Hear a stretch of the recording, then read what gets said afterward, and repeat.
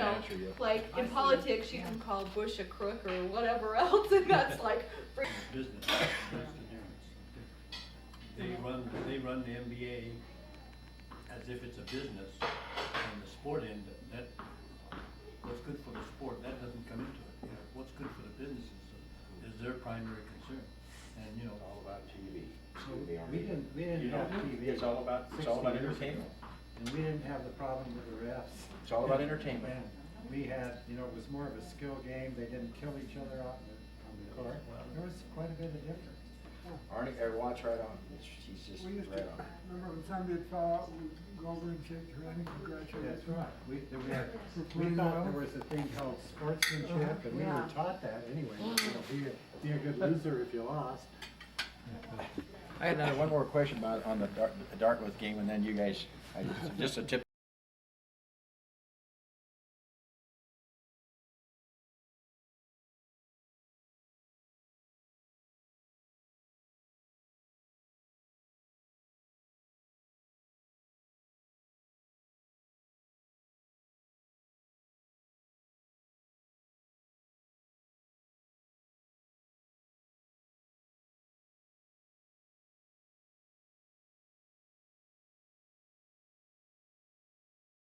The reporter in me. Did you have back then, not in just that game, but did you have set plays? I mean, did you say Vadel couldn't talk to you from the time the game started until the buzzer went off, or at the halftime? Did you have plays all set in That stone? plays into part of my talk that I'm Okay, good. developed for that. But let me just tell you, from my view of watching, Them individually. I had the best seat in the place because I was sitting on the bench watching everything that was going on without any obstruction. I was sitting there. Well, Vadel's philosophy was very simple. I mean, here we were a group of like high school kids, you know. If they hadn't changed the rules, if it wasn't during the war year, we wouldn't have enough players to even scrimmage because you know, most of them were freshmen. But when he said, okay, he's going to keep it simple. No plays. You don't have a lot of plays to worry about. Make up your own plays on the floor.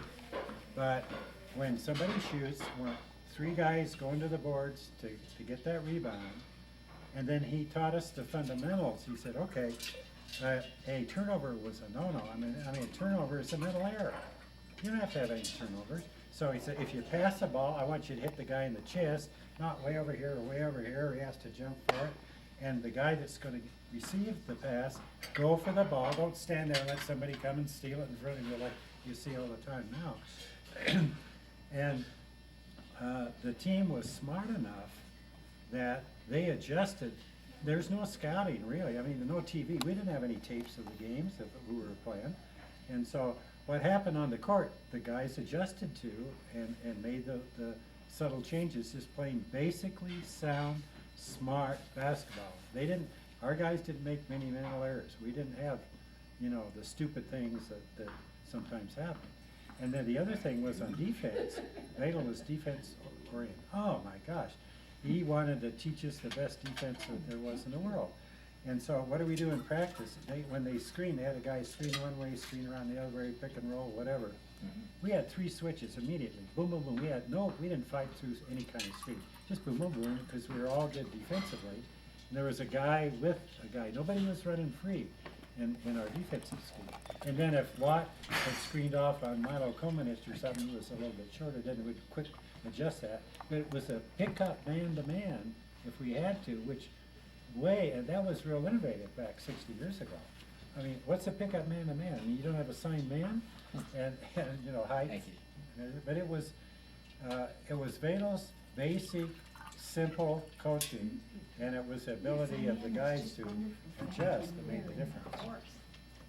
And so, Well, we had better than average intelligence on the team, I think. well, except for Dick, me and me, we had an average. Dick and I brought it down to about a C. We had a B+ average for the whole team. You brought it down. We had 3 doctors and 3 engineers and a dentist And Dick's me and me. How'd you guys get? You had an athletic director. How'd you get prepared to play that that caliber of basketball, I think, as I recall, Arnie, either you or Watt or one of you talked about the games you played during the season were a lot of games against what, a military establishment There or? was no conference. No conference. But my guess is, and I don't know if this is true with Watt and Fred, but, you know, if you lived in Utah, there was a basket on every barn or every garage, you know, and we'd be playing basketball as soon as you could go outside, shovel the snow, Yeah. and throw it up. Throw 'em a And you're basketball. seeing, at that time, the kids from the big cities didn't have that opportunity to play that early. Because the big cities, there wasn't a hoop on every barn or every garage.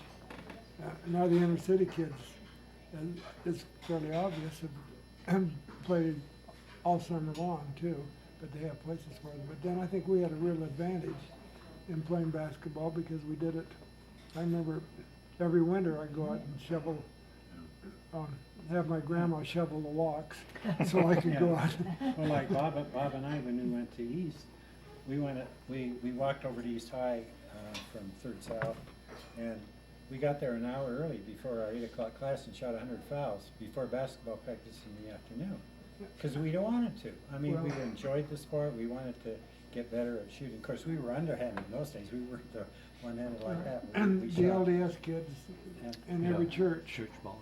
there was a Yeah, you had- basket and you had anybody lots could of go in there players. and play, and so I think that's why it was so strong in the state of Utah. I do too. And I you have- see, I really do. LDS, yeah. I don't know if That's Herb's gonna tell you about his mother letting him hang up a coat hanger.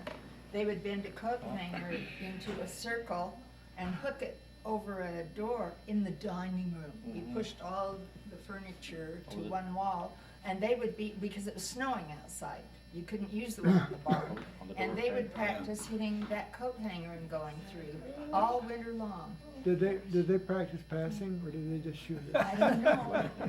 You mean with her, I ever shoot. pass you the ball? I remember Mother Wilkinson telling us I that would- all the I'd throw- boys in the throw it in and neighborhood would come in and shoot then I'd all turn winter around and go long. back. And I I know I thought, wouldn't get it what back." happened to your furniture and your beautiful carpets? And they said, we rolled them up. That's one side of it, but And the other side of it it is that was so good a to lot of the let them guys just were take over it. It was a multi-sport. big room with high ceilings. So you played basketball They would just take it over. during the winter, in the spring you played baseball, and summer you worked, and in the fall you played football, or, you know, track came in there.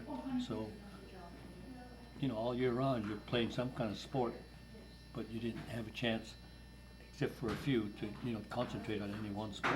And- So you had a lot of all-around. And some of Players. the other sports are quite synergistic to basketball. For example, take tennis. Footwork is 80% of tennis. If you don't get in a position to hit a stroke, I don't care how good your strokes are, you're not gonna get a good shot. You really have to move your legs fast and often and all over the place. And footwork is the key. And in basketball, that's why our guys were so good at defense, cause, you know, we were light and fast on our feet, could move around better than most of the opponents. Herb, could you have been as good as you were if you weren't, like Watt just said, a multi-sport person, like a high jumper? That help your game? You can't Well, I think really it did. shoot Anything that you do helps your coordination. He had You very mentioned springy legs.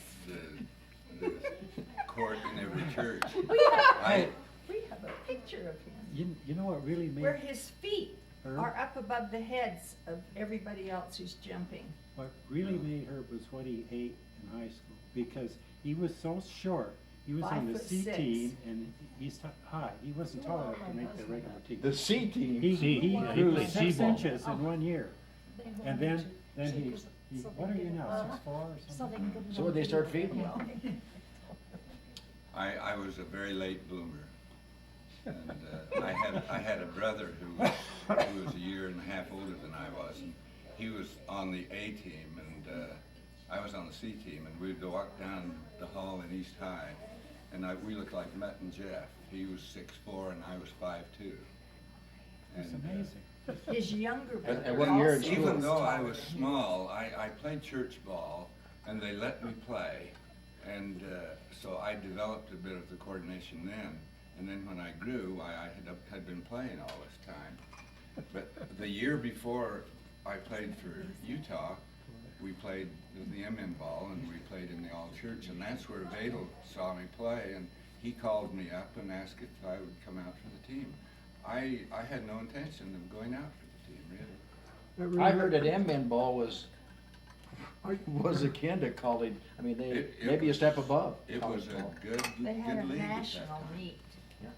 And But tell me about Arnie- your high jump pit in your backyard. Well, we had a high jump pit, we pole vaulted, we had a neighborhood that, every season, like what was saying, we would play softball, we'd play basketball, we'd have a track team, and we'd challenge the neighborhoods. And that was a real good training. We didn't have, like, They're still nowadays, friends. they get them at age 7 and start working on them and have good coaches. But we didn't have that, we did ourselves. And Yeah. they specialize in one sport. Yeah. I remember, I have a son who was an unusually good athlete. And he played football, basketball, and set a state record throwing the javelin in high school, and was the Intermountain Junior Giant Slalom champion. And Bard was just really a good little athlete, but he only spent about 2 months a year on one sport. When he went to college, those guys that had spent all year on one were much better than he was. But I think it was fun. And I think the other part about it, I think, is that, I don't want to say this to denigrate anybody, but I think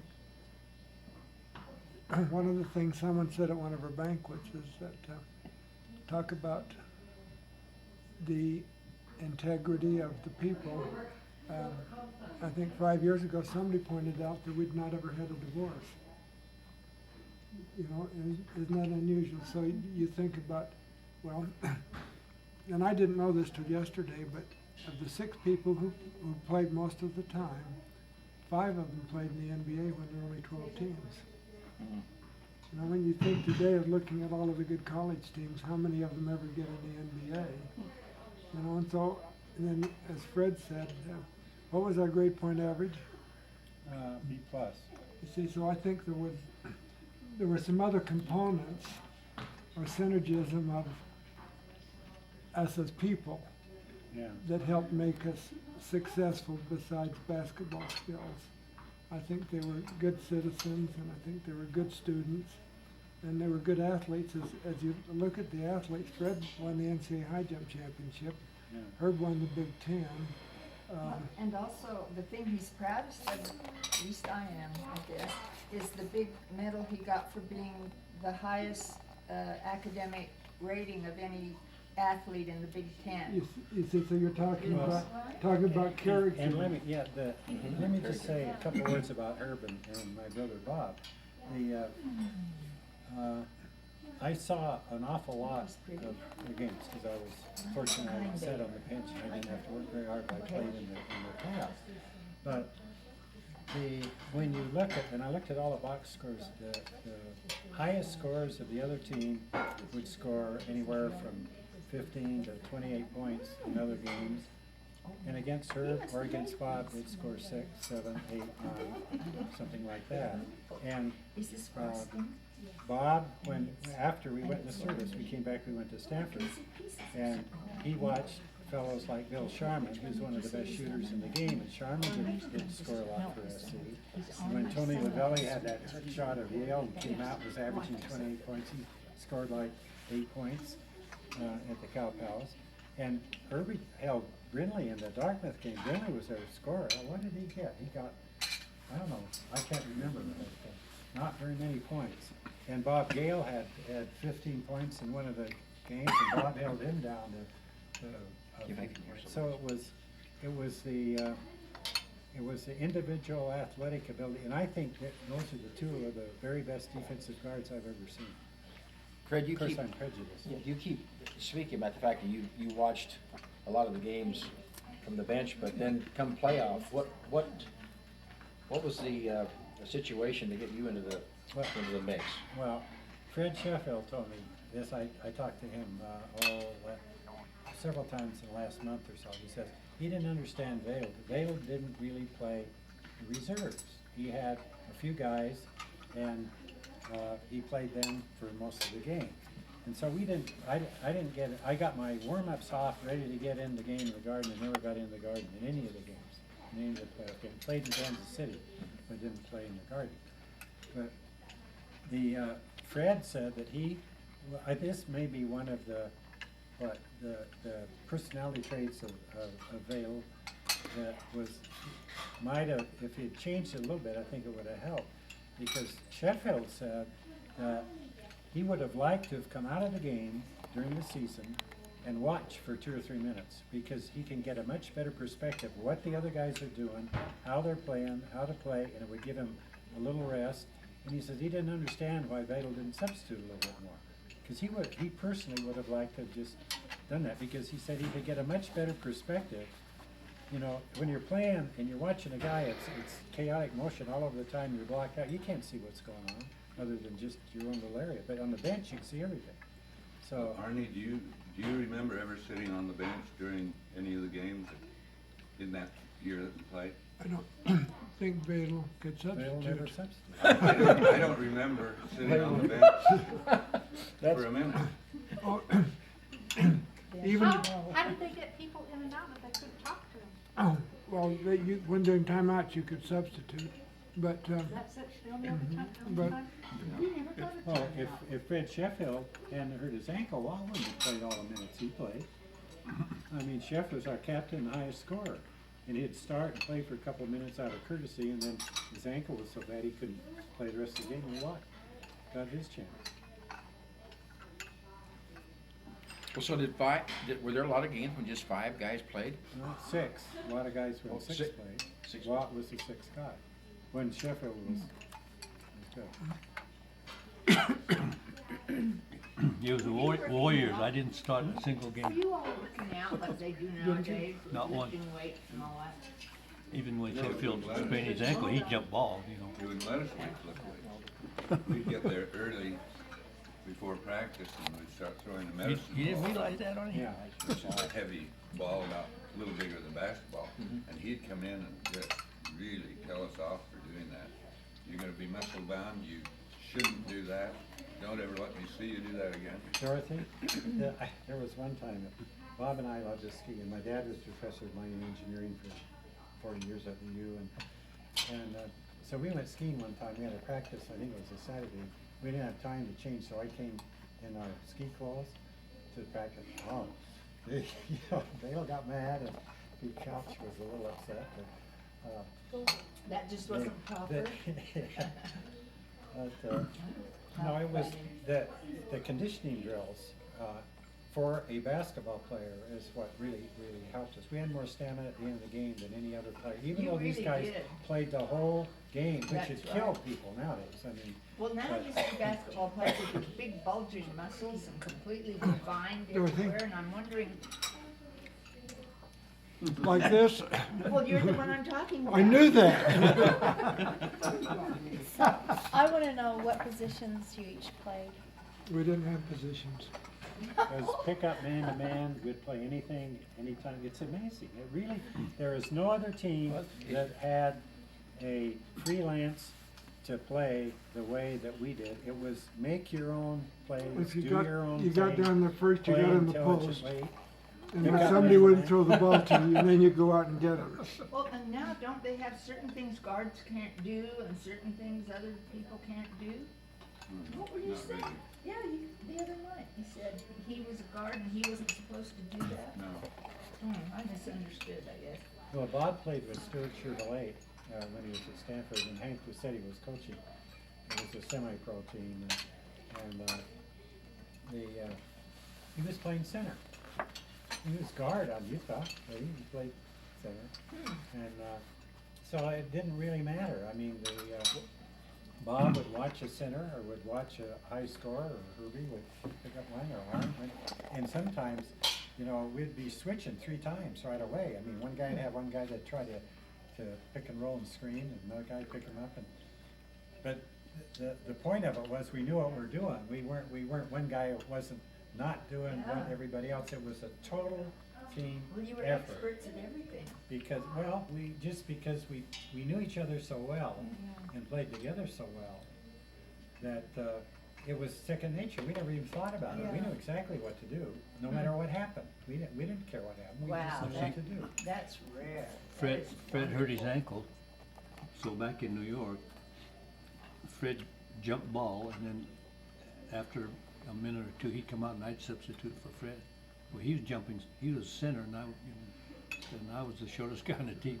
But like he said, it didn't matter the way our system was. The center could come out and I could go in for him and it'd still be the same. Well, what about, like, speaking on behalf of the Fourth Estate, Artie, what, in the newspaper, they listed guard, center, forward. I mean, that came into play maybe later on, huh? They didn't list the starting lineup that way? Yeah, they did. They did. Yeah. As two guards, center and the two forwards. Well, Herb and Bob were the guards, and Chef was the center, and you and Schmoon were forwards, weren't they? I don't know how they listed them, but it was unique when we were playing. If someone made a basket, the person who was closest to him took him to guard him. So you didn't ever have to chase down the floor after somebody, because whoever was the farthest back would take the first person That's coming right. down. I don't think anybody ever played pickup man to man. You know, the nearest guy, grab him, keep him from doing anything. It made a lot of sense. Oh, It was hands very on, huh? practical. No, but, I mean, pick him up as Yeah, your pick him man up. and stay with him like a glue. You know. So what, you were the pivot, the Utes pivot man, huh, when you took Fred Sheffield? I went in for Fred and he was listed as center. Yeah. Then Arnie would shift over to center and Water Yeah. play forward. Yeah. Or guard. Or if well, you nobody know, threw me the ball, I'd go out and play guard, so I could handle it. You did you often have players that were your size, or generally they were bigger? I Well, would most just, of the time. Most I of the know, time big. I know one game, well, you can do that, when you don't have jump shooters. 'Cause if you have a jump shooter, if you're not within a couple inches of him, there's no way you can guard him. But without jump shooting, you can, well, I had to guard the guy for West Virginia. I think my assigned man was 6'3" or something like that. That's 8 inches taller than I am. But you see, they would put the heels together and then shoot it this way. So, that was different. So they might be taller, but if you're quicker, you can play up on him, and he couldn't shoot over you. But I played center for the Lakers. If you wondered what position I played, whenever they took George Mikan out, I got to play the post. But nobody threw me the ball. either you or Artie, or what do you guys told me once, that this team was really recruited, that Vadal went long distance to recruit this. No, I'm just kidding. You're all close to home kids, right? Right. Arnie and I lived the farthest from Salt Lake. Well, was there any? We're from Ogden. Have Watt and Arnie tell you how they came to play at the U. I don't know about what, but I brought a letter from my high school principal. I don't think Vadal knew who I was, and I'd been all state every year. I'd been in high school and walked in and asked him if I could try out for the team. And he said, I'll post a bulletin on the board out there when the first practice is, and you can come and try out. And there were no scholarships. And as I walked out the door, one of my favorite stories, he called after me and said, do you have your own shoes? So you used a newspaper clipping to show him what you. And I brought the letter actually the letter was from his brother, who was the dean of boys at Ogden High. I really don't believe he knew who I was. How about you, Watt? He didn't know who I was either. I just went, someone noticed posting on the bulletin board, First basketball tryouts, Friday at 4 o'clock in the women's gym. Bring your own shoes? You laugh, Well, but where did you play before? Ogden? we Before Weber played, we College. played junior college ball at Weber State. Well, the year before, I was MVP and Weber won the postseason tournament. But he still didn't know who I was. But Vadel didn't know. If you want to think, this year I had a lot of fun. How much did Carmen get for his shoe contract from Nike? $1 million? Who? Who? LeBron James? No, LeBron James. Yeah. 90 million. Well, you know, For a shoe contract. when I was at the Lakers, I had a shoe contract. And there was- I really did. I got 2 pair a year. From who? he got- Converse. From Converse. He got Chuck, 10 million. Chuck Taylor in Converse. Up front, Yeah. for signing the shoe contract. He got 10 million. Do you still have you still have a pair of those shoes? You know, I threw them away, and the Lakers shoes were gold. They I looked should at be them one day and I thought, I'll never wear those. And somebody called me and wanted to buy a uniform. And he asked if I had the shoes, and I thought, really pretty smart. I'll never wear those. Well, Vic, how many national champs had players that lived within a radius of 45 miles of the university, had 6 freshmen, 2 sophomores, and 1 junior on the team, and had one person get a little bit of money, not really enough to amount to much, as a scholarship. None of the others got a penny or anything. I think that's a very, very unique situation. So that was the 44 team. So when did Vern come into the equation? Didn't he come from Wyoming? 47. Vern Gardner? 47. So all of you guys were right here within 45 miles. Radius of 45 miles. of And the- actually for Vern, we were the only major college between here and Star Valley. And weren't you Somet- mostly walk-ons? So who all was from East? Sometimes the Utah State East. people take East exception to that, but Bob and I and Herb were from East. 3 from East, 2 from Ogden, and Smule was from Cypress. then Magna. then Cypress, I guess. Cypress and High then- School, and then then a Murray and a Jordan, a Murray and Jordan. Sheffield came from Davis. Uh-huh. Davis High. And when did Widener, was he later? He was Yeah, right he was before from the war. South, he was from South. No, though, to answer your question, Fred, that's very unusual. I mean, that's almost sounds like, you out there a high school team, it's a university team that won the NCAA championship.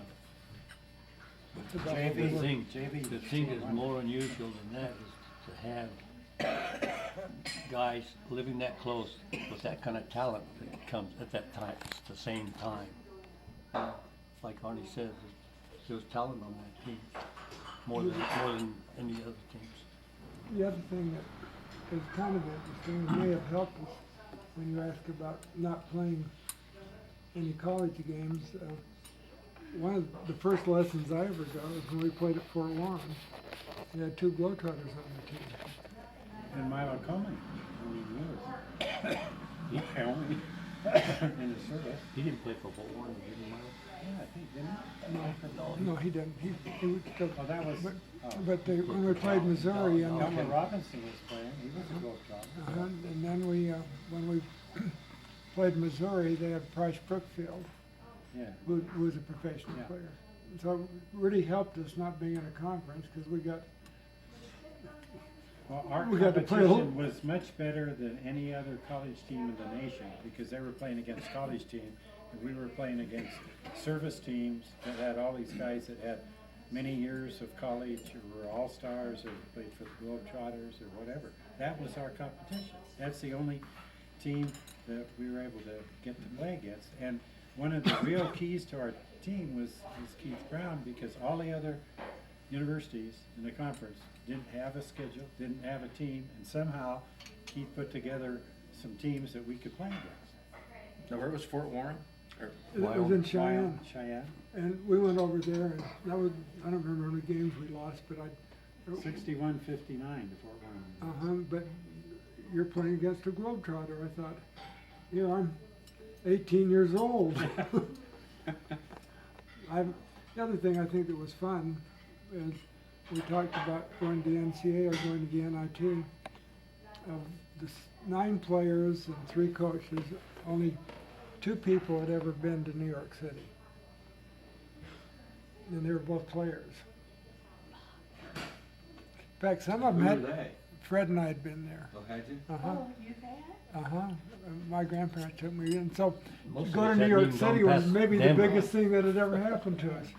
Most of us hadn't even gone past Denver. I was gonna say Cheyenne to New York, that's for a piece. I'm curious to know if you knew that Herb skipped one of the main banquets that was given for the team in New York because he wanted to go see the stats. Got the invitation to play in the NCAA tournament, and Vadel came to us and said, you know, we can go back and play in the NCAA tournament, or I think I can get the university, now correct me if I'm wrong, to give us enough allowance so we can stay 2 or 3 more days and see New York City. Is that right? Yeah. And so, and I think we ended up saying to him, why don't we go to Kansas City and then come back and stay a lot longer in New York City? Yeah. And He so said it if you was- lose, it was go that- back to Kansas City, you lose, we go home. And So it you was never see New York. that close. But Vadel did end up saying, whatever you guys want to do. There wasn't any question, we wanted to play No, basketball. that's right. And some of the coaches. We were just beginning to find out how good we were. Well, I think we had the attitude that we're gonna go and come back. Sure, We're going to go sure. and beat the teams That's and, right. and come back to New York, We were the only ones that thought that. because Nobody else in the world wants it. You know, we were an underdog in every game that we played there in 44 and also in 47. In Kansas City, Oh, yeah, they big kid story. gave our rooms, to, Missouri? to Missouri, because they figured that after the first game, you know, we'd pack our bags and go home. So they said, you won't be using your room, you know, after tonight. So they had their bags set in our rooms so that we could vacate and leave the rooms to them and go home. Well, it turned out that they took their bags back and we stayed. after the game to get back to New York in time to Yeah, that was. play the next game. We had 6 nights on the train, But the Six- night- and a lot of days, but 6 nights traveling. In 4 days, I think we are trying. The other thing that's really interesting was when you take the train to Chicago, you'd have to change train stations. And during the war, we lost our gear. And we should have tried to find jock straps and shoes. And whose did we borrow to practice? I borrowed a guy from Canisius, I know. him. We ended up borrowing equipment. Borrowing shoes. So we could practice. The first team had it, was in, no, the first, you guys had your own shoes, but all the rest of us, In those days, we had to carry our own shoes.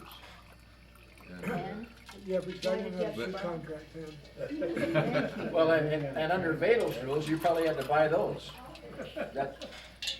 Is that true? But if we got from Oh, school, we probably only got 1 pair a year. Yeah. why did you have to buy Now they shoes? use them one game in the pros. cause, we had a bag with all the shoes and the gear in, got on a train somehow, and They Oh, got transferred the lost. luggage in Chicago, and lost them. I think I was responsible for that, cause I In those think days, that they told me to all that watch equipment the belonged to luggage the- or something. belonged to the Like club. Gooch or something. And they guarded it because, you know, they didn't have a lot of money to spend. But, Do you really when I know left that, or Nick, you just they think that? told me That's what they told me. Anyway. we're not ever gonna need any shoes that small. Were you Vadel's married equipment then? budget for basketball. When that was happened? No, I don't think so. I was still in high school. I was too, well, Yeah. in junior high school actually. $500 back. You know, That's a lot though, you can it- buy, No, I didn't meet Fred until 1959. Or an omelet at the Copacabana for a buck. Oh, so how old were you when you were married? I mean, I I'm shouldn't have- 78. I got married. How old was I when we got married? 34? I don't know. You were 34? Oh, 33, good. You held out there for a while. Had a life. Yeah. Before Fred. She what? She was married. Oh, Well, I I didn't think- know that. How were you treated? You know, we were at war, And you go back to Madison Square Garden, I have a story. okay. Okay. After we won the championship. She lies a lot. No, what? No. They, the commander of the Port of New York was a Utah. He was a colonel. And after we won, he called us and said, would you like to come down and see the Queen Elizabeth, which was a troop ship? And they were sending troops out. And as we walked, the cab let us out, and we're walking down a block towards Port of New York. They had these machine gun nests up, and we had all these guards to protect them. And Watt turned to me and said, what do you think would happen if I yelled bonsai and started running?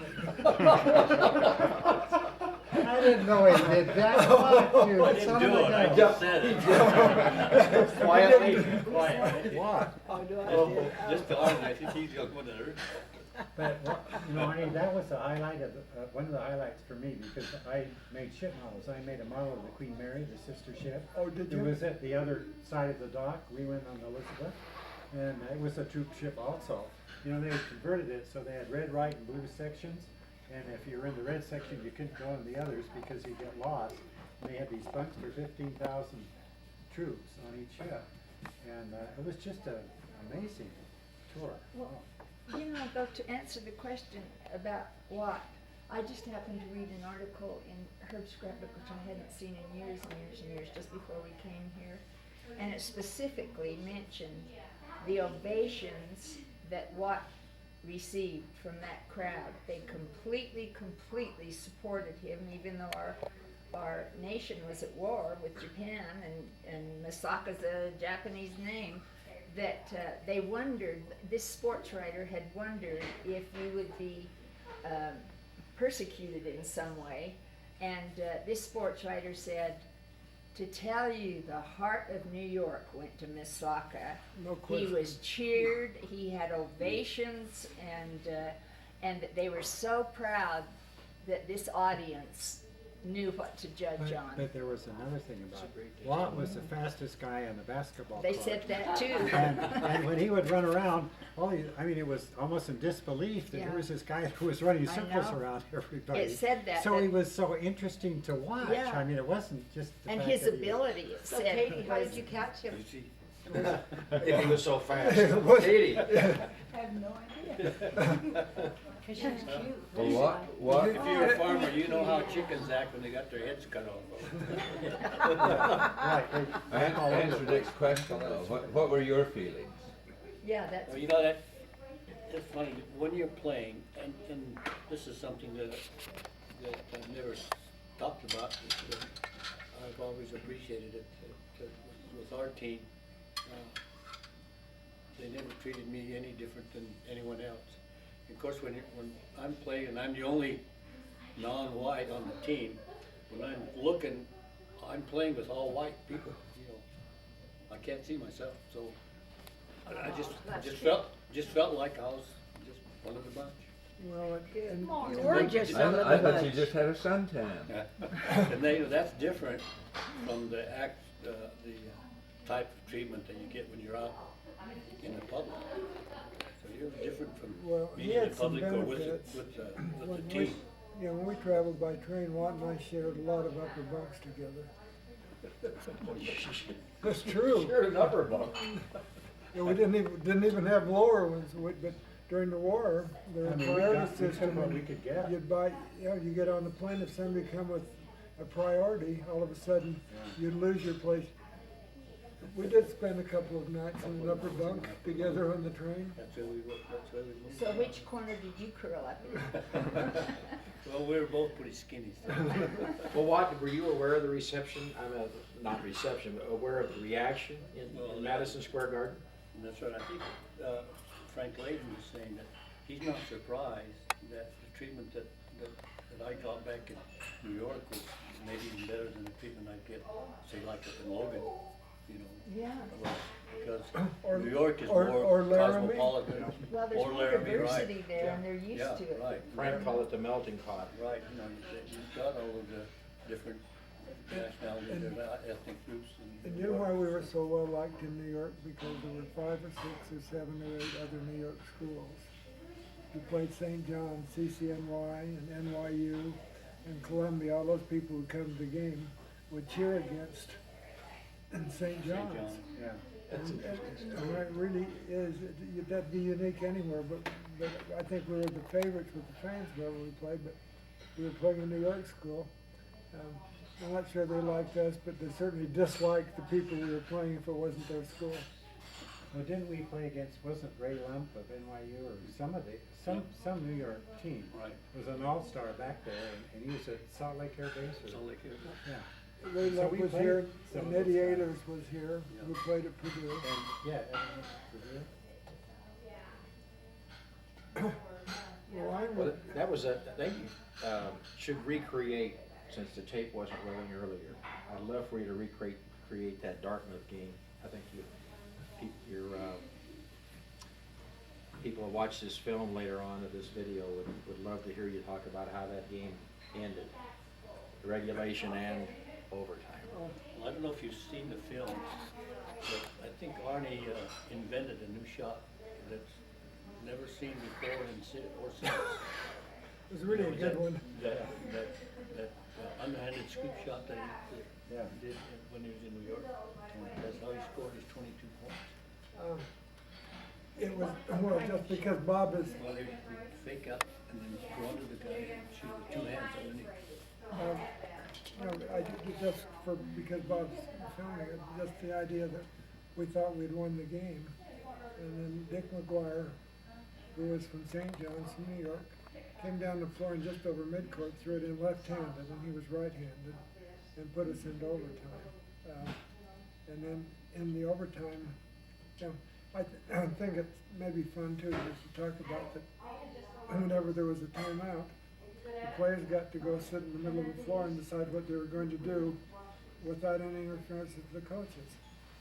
But he got us before and he got us at halftime, and if we didn't make good decisions, we sure didn't want to go in after the game. They did let you know, boy. After the Vadel was shrinking violet. And so it was fun, and then you asked if the game was close. It was close enough that it could go into overtime, and then Herb made the winning basket with 3 seconds to go. Was the play intended to go to you? And we didn't have any plays. We didn't have any play. Bob said, here, I Arnie want to was- take a shot here, Herb. Arnie was And shooting he better did. that night. We would probably have tried to get it to Arnie, but there was no time. You see, they're smart enough to know the clock's running out if he doesn't shoot, you know, the clock's gonna stop. And it was a This nice, year's- smooth, This year's Utah team wasn't that smart. that's nice, smooth shot went in, just went They swish won on that game the, and on the game they winner. were I know. holding the ball and the clock ran out. I know, we're like yelling, going, shoot, shoot, shoot. Your game winner went up It and bounced swish. 2 or 3 times on the rim before it went in. From the top of the key. It wasn't a That- switch. That's a long shot for him. Yeah, it was a 3-point shot.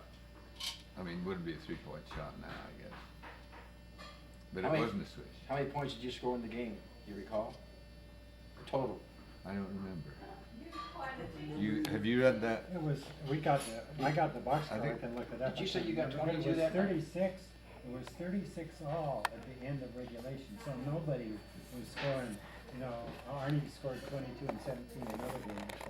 Oh, Why did you have it, maybe you had that many in this, I don't know. You're the top scorer. It was, I think it was Dartmouth game 22. I think maybe it was a Dartmouth thing, yeah. it was, You have that box in your scrapbook. Yeah, I've got it in the scrapbook. That's there. proof positive that I threw the ball sometimes. He keeps saying that I never threw the ball. this is, oh, you're the John Stockton? Well, he No, says this I is- never threw the ball. this is a black hole. Come would down have and throw to it to go to him and it would just disappear. You'd never see it again. That was one thing, I think, in watching the games, the passing was very interesting because it never happened the same way. I mean, there wasn't a set play that we did when we came down. It was all different every time they Been came hard to down. scout us, wouldn't it? You didn't know what to expect, and if you did expect something, something else happened anyway, so it was just, I think it made it more interesting Yeah. for the fans because they didn't know what was going on either. Is that called intuitive basketball? Yeah. Did you cut down the nets in Madison Square Garden? Was that a ceremony They there back probably, then? they probably would have charged us. What was the We didn't have the money to celebration pay like? for it. Well, yeah. What was the celebration like after you'd won? You Did you see the recall film that? with Arnie throwing the ball in Yeah, the air? Arnie threw the ball in the Yeah. air, and that was about it. That was it. Everyone was too That tired. took three, Didn't a 3 lot of seconds to go up, and 3 organizations seconds to come entertain back. you, and want you that for ended the dinner game. and everything? Well, when we came back, Oh, when you came back. and they were trying to route us to see the president on the way, but that was during the war and you couldn't Well, do that. Fred, I hear you saying we didn't have any plays. I thought we had some plays all this time. Was I the only one that thought we did? What was the play, or tell me which play? It was throw the ball in the black hole. I mean, tell me about Arnie's underhand scoop shot that nobody else had seen before? I mean, jeez. Funny. How were free throws underhanded almost universally, or was it Herb kind of and a? I, no shot, we shot them one-handed. What, you shoot them, I shot him. Fred, you shot them underhanded? And Bob shot underhand, Schmoon shot You underhand. know, if I got two hands on them, they'd fight each other. There wasn't any way you could.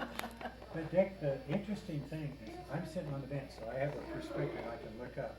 When you watch the guys play for a rebound or tip in or something, the Utah hands were like that far above the opponent's hand. And it wasn't just one guy, it was more than one guy had spring in their legs and they were able to get to the ball quicker, jump higher, or whatever. You could just see it all over the place. And that, you keep the ball and they can't score. That's a very good strategy. I mean, rebound, shoot, if they miss, get the rebound. That really works. Another thing that a lot of teams, the guys that sit on the bench are kind of miffed that they aren't in there playing and think that they should be. And we had, even though we had 6 guys that played most of the time, the others were in the ball game just as much as we were. And there was no dissension. They were just cheering as much and as hard as they could for us. But the fun part was in practice, like, Vadel had one-on-one drills, and I remember going against Sheffield. So he would get the ball, and I would guard him and try to keep him scoring, then I'd get the ball. And so I tried one of Arnie's shot, I went down this way and then faked up there and then came down underhanded and made the shot. And Chef looks at me, but you know, we had, in practice, we had a lot of fun because these guys were so good. We developed a lot more of the second team. And it was, but the wholeness of the thinking and there wasn't any, I'm the star, give me the ball, the heck with you guys, which you see a lot nowadays. And we didn't even think that way. I mean, geez, we were trying to figure out, you know, who was gonna pass the next time. And except for Arnie, he said Watt didn't throw him the ball. Well, one other thing that should be mentioned too, we didn't have a full squad to scrimmage. Pete Couch had to scrimmage with us. We only had 9 players. We only had 9 players players. on the travel That's a team. And the coach had to do it. We had 10 or 11, you know. at We had home. 11 during the regular season. What, 14 I think showed up on the first sign-up or something like that. And it was- but we only had 11 on the traveling squad around the conference. And then when we went back east, it was only 9. I saved a lot of energy because when we scrimmaged, Pete Couch guarded me with one arm around me. Oh. I couldn't move anyway, up, down, sideways, or anything. Didn't at least one sports writer or somebody back east say the bunch of farm kids from Salt Lake or from Utah? Did anybody ever refer to you as farm kids or any such reference as that? I milked cows most of my life, so I guess that's. But it was never mentioned in the press. I would have imagined that something like that would have been said. In that same article that I just saw for the first time the other night, it said something about you cow milking. Yeah, do you remember an article like that? But we did have a dairy. Yeah, it said, it mentioned that, and I didn't know that you. And that was before they had automatic milkers too. I know. And there were sports writers that said that, you know, it was pretty unusual team and a bunch of baby-faced high school looking guys, you know. But, you know, 6 freshmen, 3 sophomores, and Watt was a junior. I mean, gee, I mean, we were a lot younger than anybody we played, a lot younger, years younger. How'd the city greet you when you came back? How did the state or the? I'll tell you, my very favorite story. Pat had a convertible. They're gonna meet us at the train depot, and she thought, I'm gonna take my convertible down and get one of those basketball They players. asked me to come. And get one of those basketball players to sit on the back of my car, and we're gonna do a parade downtown Salt Lake, and she ran down there and she got Basil. Oh. Did you see the yearbook? Arnie's on one page and I'm on the other one. Did you see that? No. She said, I was so excited to go down to meet the team and in her convertible. She got I Basil. thought I'd get you. Okay.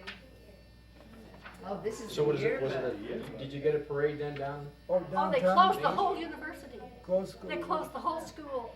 And It was interesting. we all went down to the train station and met them. Yeah. And then we had a parade. When we left, they had like 7 people seeing us off. Came back there.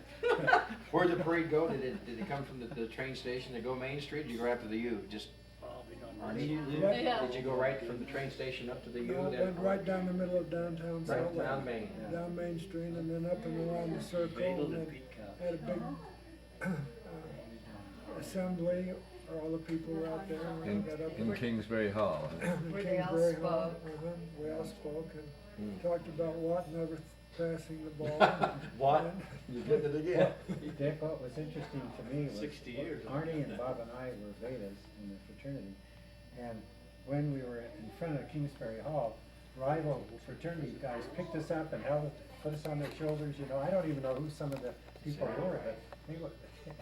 It was the whole school kind of melded together, and it didn't matter, you know what. It was huge. I didn't know you were betas.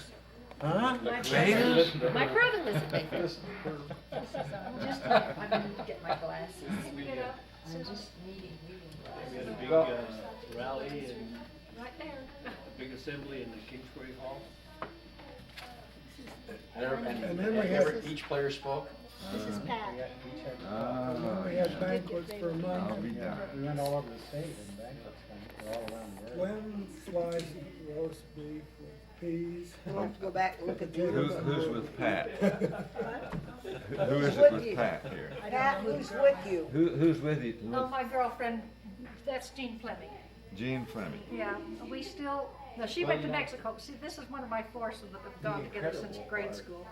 Oh, is she one of those? Yeah, she's one of them. Look how they're all Back to dressed in back shirts and ties and The University overcoats. of Wyoming. Remember those University of days? Utah win NCAA You championship. know, Watt would maybe remember Oh, better than I did, These but are such cute And then here's. convertibles. I think Oregon won the first. Uh-oh. That's right, 39. Okay. It was Oregon. Yeah. And then Oregon. Oregon. That's right. And then Stanford won. Indiana won it, one of the early ones, but Wyoming Is that and Arnie? Utah. Oh my And gosh. really, There it was you are with your dominated face down. by West Coast teams originally. Do you want to put it on the other side? I think- The next I question think I'll put is, it on both. was the NIT championship in 47 as Oh, big you're as or right. bigger? Because back then, the NIT was the, wasn't But I it the knew creme that. de la creme? NIT was the prestigious. Oh, ball. I knew him, he didn't know me. Number one team was Kentucky. I didn't know that That's who that we we were played on the final. soulmates. 47. Yeah. 47. I love that. They then, as a Do you want to turn team, it over? See, here's Fred, and the here's. starting five turned pro Who? and had the Indianapolis Yes, NBA pro franchise team. That's Oh, is how that they did. you? And, Oh, yeah, you're so Oh, the NIT was, I think, What are you doing there, Pat? I think the It NCAA tore a tournament, I little don't bit. I remember, was but just repair I work. think what we Oh, did, okay. And here's we the got our deal, the expenses next guaranteed and page. the sheriff was the profit. And the NIT paid $3,500. Oh, look at you there. See, he had no idea who I Well, was. and then the governor and everything. Well, it's, you know, that, Had his picture Still- taken with you and. now when you have reunions, Isn't that the governor? it's a reunion essentially No, I don't. to remember the NCAA. Well, I saw a Well, Because picture the of you with the NCAA has become governor. what it has. And you know, Whereas the Mayor NIT's Glade. kind That's of Mayor faded. You Glade. know how and why and when. It was just shortly after, This is I Mayor think it was Glade. 1950. Where's Moss Hudson? Cowles, this is President University. Year after, And this is Moss Hudson though. Yeah. they went, the Kentucky He team went didn't pro. go on the trip with us. They The said they didn't have point enough money shaver to take scandal him. came out, and some of the Kentucky team members were implicated, and that's why they, This is they something broke up that different. team. Yeah. They only played, Ah. Which year they did you didn't have look to at? take that over. Don't close They out went to 2 45. years. They Just only looking played at it. 2 years, Oh. because Okay. there were 2 or 3 players on that team that were Thank you. implicated in this point shaving You- scandal. It goes And back then a that couple year, of pages, I NIT think. Oh, okay. disbanded. And that's when the NCAA took over, and the NIT kind of limped in, I think after 1 Yeah. year vacation. The NCA then had a ruling to that they came up with that if you're invited to play in the NCA tournament, you had to, you had to play. It's my camera back. I get my camera out. Check it out before you go home that she's not in it. Well, I can guarantee you that you guys brought a lot of glory and honor and prestige on this town and this state and what you did, But, you know, it was, 1944. it was so unusual, you know, playing the NIT and lose and then playing the NCA and win, that I would think that, because I was the athletic director of the university and they confined me, I would think that every year I get 4 or 5 phone calls from people that are writing stories about, and it's such a unique story. Last year, Watt and I were interviewed by, CBS came out, wanted to do a film story about our team, and interviewed us, and as the man walked out, he said, the only reason this won't be on during the tournament is if there's a war. Is- And there was, so it didn't ever get on. Well, they came down to our house and did you. He never talked to you this year. Yeah, he talked to Herb and he talked to me, but he never talked to you. Didn't they talk, they didn't ever talk with you? He said, when he talked to me, he said, I'm gonna call Arnie tomorrow. And, so I called Arnie and told him, you know, what he said about, talking to you and stuff like that, but he never did Yeah, talk. it is, yeah, it was never, Well, I've had So that- in the last, well, since we won the tournament, I've probably had 3 people call and interview me in depth because they said they were writing a movie script. But They said like, it's never, never, what was the one with the runners? Chariots of Fire or something that, they felt that our story would be even better than Chariots of Fire. Well, I think you just brought up a good point, Arnie, is, hasn't been discussed and maybe should be, is that you had lost a game in that same year. bad officiating, Susan. You would just really appreciate how bad the officials were. Or we would have killed Kentucky if we hadn't. Well, you became a fill-in team. Is that, Well, yeah, Arkansas, that's the story, yeah, after you'd lost to Kentucky. but we ended up beating the team that beat Kentucky. So It's it is interesting, unique. you know. Interesting the way it works. 50 years, I guess, 1994, that's when Arkansas won the NCAA. And they wanted to do a story, you know, that year before the NCAA, about 50 years ago, we thought we had the best team in the country, and we had this accident in Utah, took our place and so on and so forth. And the writer that was in Arkansas, he ended up at North Carolina or something, wasn't it? And he wrote a big article in the North Carolina paper. How about that? So the loss to Kentucky, and then Arkansas's accident, what was the time sequence? Was it a day, 2 days? That same day. I We- would think that night wasn't They that called night? us in that, Pete, or Vadel called us in that night, it was probably Right, yeah, right 2 after- o'clock. Right after we lost. We had lost, and he said, go out on the town, don't worry about getting in at any time, do what you want. In 47, the sequel to that is Vadel came to us, and we just won the NIT and said, you guys really enjoy yourself. I'm giving each one of you $10 to enjoy New York City. Talking to Kentucky players who we beat, they're each getting $100. That figures. So you lost to Kentucky, was it in Kansas City? No, it was New York and New the York. NIT. In the NIT. And then that same, but within 24 hours or even less than that, you found out you were gonna be playing in the NCAA. Yeah, But we had early morning the next day. Yeah, we were on But the you train, need that was the thing with Vail's, Gabe told us about, he says, No. you know, if we go back to Kansas City, so we have to leave in the morning, you just don't have any time at all to see New York. Of course, most you of us hadn't lose- So been he there. left it up to you, the Yeah. team? Yeah. You said, we're gonna come back, I mean, let's take a train ride, go to Kansas City, and we'll be able to come back. And that's where we had all of those days and nights on the train. Going to New York to I Kansas just City, think, back stop for I two just think that trains. a point that hasn't been From New York mentioned to is Kansas that, City.